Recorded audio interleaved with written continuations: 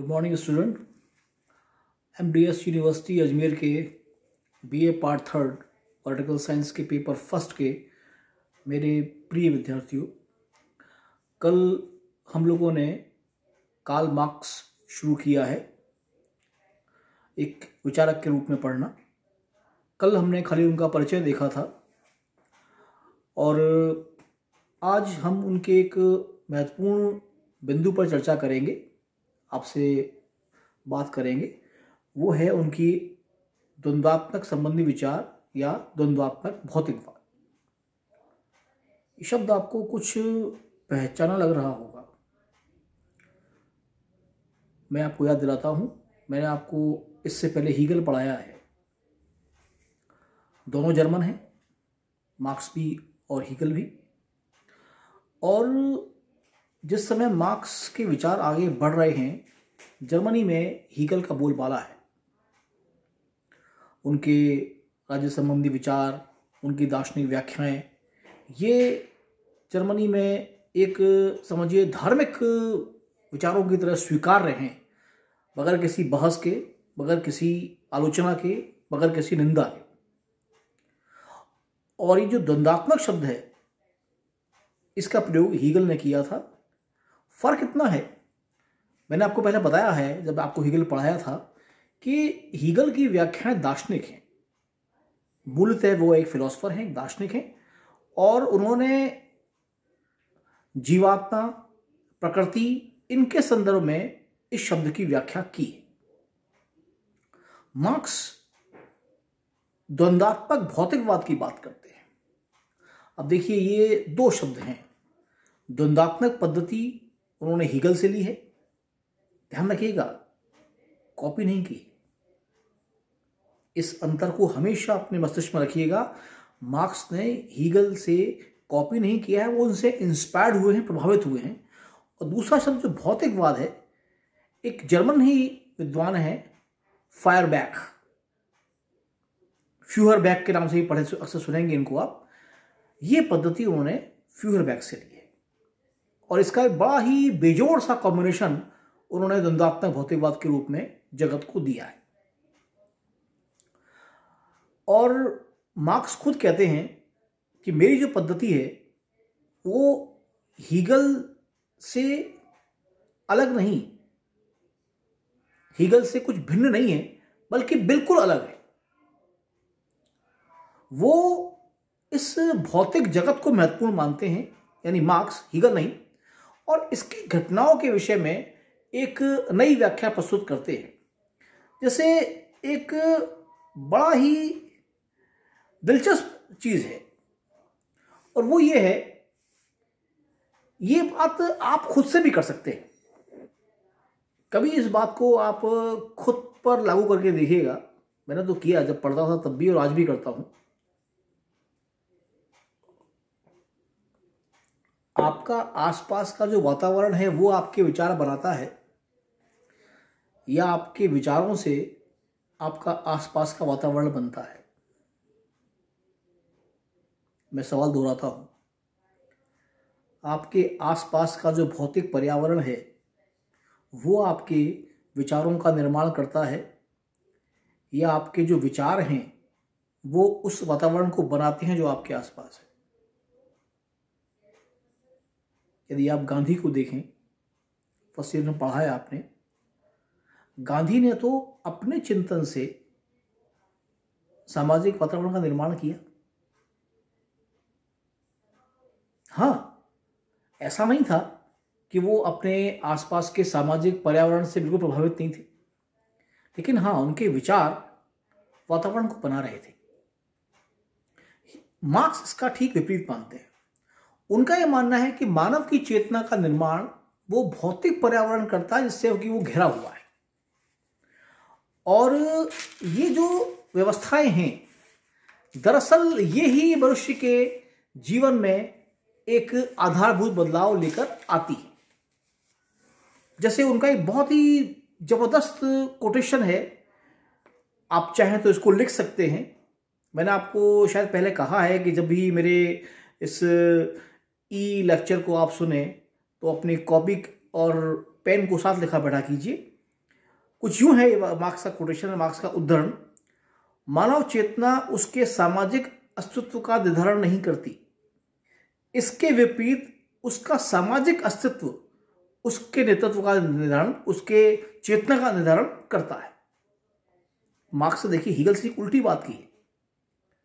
Hegel कहते हैं नहीं, हीगल का विचार ये है कि आपका जो विचार है वो बना रहा है वातावरण को, लेकिन मार्क्स कहते हैं नहीं, जो परिस्थितियां, सामाजिक वातावरण, जो सहूलियतें, जो सुविधाएं आपसे जुड़ी रहती हैं वो आपके व्यक्तित्व का निर्माण करती हैं।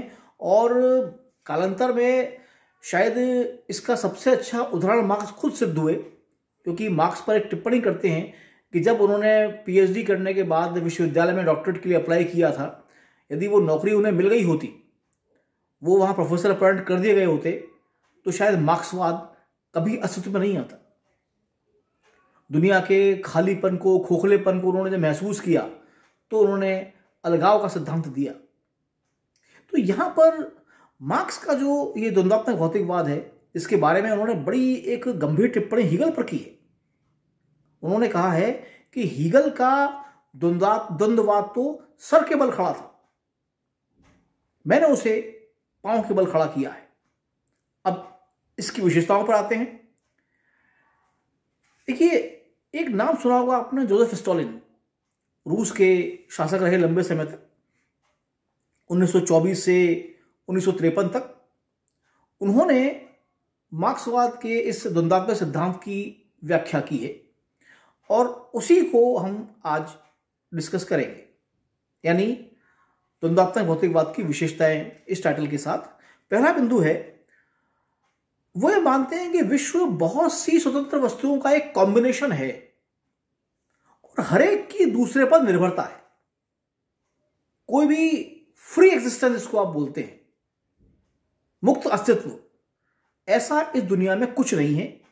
भौतिक जगत की हर वस्तु एक दूसरे से अंतर संबंधित है, चाहे प्रकृति की ग्रह हो, पृथ्वी की गति हो, विज्ञान के सिद्धांत हो, ये सारे के सारे आपस में इंटरलिंक्ड या अंतर संबंधित हैं। हाँ, ये संबंध कई बार सरल होते हैं, कई बार जटिल, कई बार कठिन, पर अंतर संबंधित तो हैं।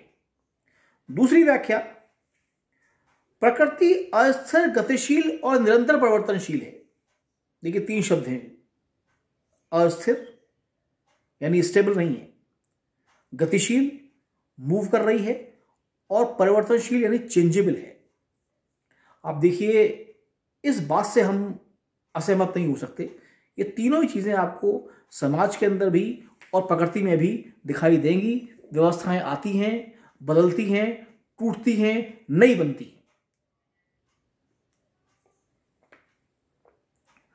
दूसरा बिंदु जो स्टॉलिन ने दिया है द्वंद्वात्मक भौतिकवाद की विशेषताओं में, वस्तुओं का विकास और परिवर्तन कोई सरल प्रक्रिया नहीं है, कोई इसका निश्चित फॉर्मूला नहीं है। जैसे आप लोगों ने जनरल साइंस पढ़ी है, मैं समझता हूँ 10वीं क्लास तक। पानी का फॉर्मूला है H2O, यानी 2 अणु हाइड्रोजन के और 1 अणु ऑक्सीजन का मिलता है तो पानी बन जाता है। ये तो बड़ा एक साधारण फार्मूला हुआ, सिंपल फार्मूला हुआ। लेकिन द्वंद्वात्मक भौतिकवाद ये मानता है कि प्रकृति की घटनाएं, वस्तुएं, उनके अंतर संबंध इतने सरल सामान्यतः नहीं होते, हो भी सकते हैं, लेकिन सामान्यतः सामाजिक जो ढांचा है उसमें इतनी सरलता, सुगमता नहीं पाई जाती, इसमें जटिलताएं भी होती हैं। और उनमें जो गुणात्मक परिवर्तन हैं वो धीमे धीमे आते हैं। ये मान्यता पुरानी है, लेकिन मार्क्सिस्ट जो हैं, मार्क्सवादी हैं, वो ये कहते हैं नहीं, परिवर्तन यकायक आते हैं, अचानक आते हैं। कारण ये है, सोचकर क्रांति नहीं होती है। जैसे मेरे एक मित्र हैं, वो बड़ा दिलचस्प उदाहरण देते हैं इसके ऊपर कि 1917 की बात है, अगर ये आज के ज़माने में होता तो क्या होता कि साहब रूस में बोल्शेविक क्रांति हो गई है और मैंने उसको फेसबुक पर लाइक कर दिया है या अंगूठा लगा दिया है। क्रांति तब होती है जब आप बाहर निकलें, अपने विचार रखें, या तो दूसरों के विचारों से प्रभावित हों या उन्हें कन्विंस करें। तो हीगल का मानना यह था कि परिवर्तन धीमी धीमी गति से होते हैं, पर होते हैं। लेकिन जो मार्क्सवादी व्याख्या है जो स्टालिन ने की है, वो कहते हैं कि नहीं, परिवर्तन यकायक होते हैं, अचानक, क्योंकि असंतोष पनपता है और एक दिन फट पड़ता है। अगला बिंदु, गुणात्मक परिवर्तन क्यों होते हैं? इस पर कोई मार्क्सवादी व्याख्या नहीं हुई है, क्योंकि चेंज कभी भी कैसे भी आ सकता है, क्योंकि एक व्यवस्था लगातार समाज को संतुष्ट नहीं कर सकती।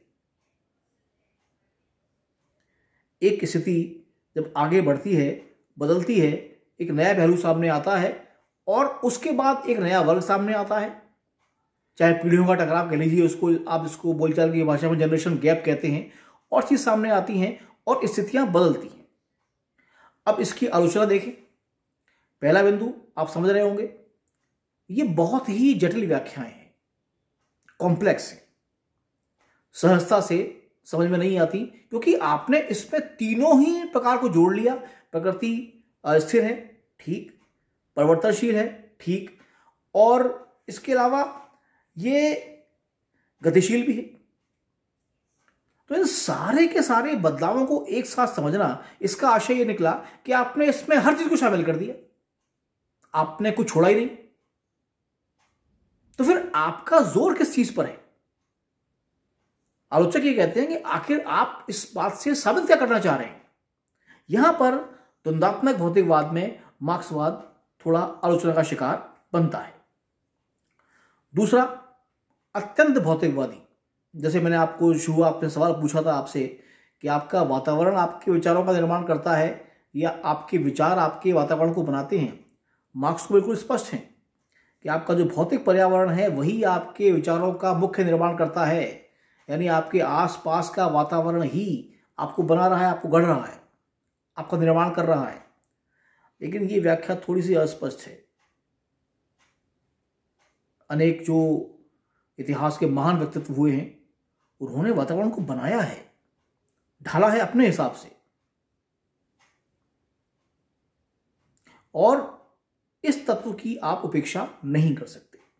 क्योंकि यदि आप ये माने कि केवल आपके आसपास का जो भौतिक वातावरण है वही आपको बना रहा है, तो ये व्याख्या थोड़ी सी अधूरी, थोड़ी सी अपूर्ण लगती है।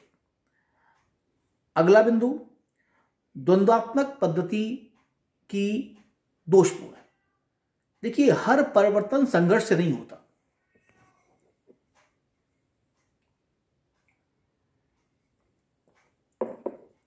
मानव इतिहास पे ऐसे अनेक उदाहरण आपको मिलेंगे जब परिवर्तन सहमति से भी आए हैं, सहयोग से भी आए हैं।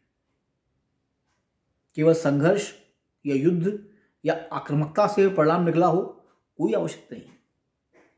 लेकिन ये जो द्वंद्वात्मक भौतिकवाद की व्याख्या है, ये इस तत्व की उपेक्षा करती है। दूसरे, ये सिद्धांत ये कहता है कि मनुष्य आर्थिक शक्तियों का दास है, यानी आपका जो सामाजिक वातावरण है उसमें भी जो भौतिक शक्तियां हैं, जो खासतौर से आर्थिक हैं, केवल वो ही आपकी नियंत्रण करता है, बाकी और कुछ नहीं है। अब आप क्या मानते हैं, मनुष्य इतना कमजोर है? आपके सामने उदाहरण है, कहीं दूर जाने की जरूरत नहीं है। आजादी की जंग भारत की जिन लोगों ने लड़ी, क्या वो किसी लालच में आए? जबकि वो इस बात को अच्छी तरह जानते थे कि जब आजादी मिलेगी तो वो यहां नहीं होंगे। आप चाहे गांधी की बात करें, चाहे नेहरू की बात करें, पटेल की बात करें, सावरकर की बात करें, ऐसे अनेक उदाहरण आपको मिलेंगे। ये तो वो नाम है कि जो इतिहास में दर्ज हैं। लाखों करोड़ों लोग इस बात को अच्छी तरह जानते थे कि जो वृक्ष वो लगा रहे हैं इसके फल वो कभी नहीं खा पाएंगे, पर उन्होंने किया ना। यदि केवल भौतिक वातावरण उन पर असर डाल रहा होता तो क्या ऐसा हो पाता? क्या ये संभव था? नहीं।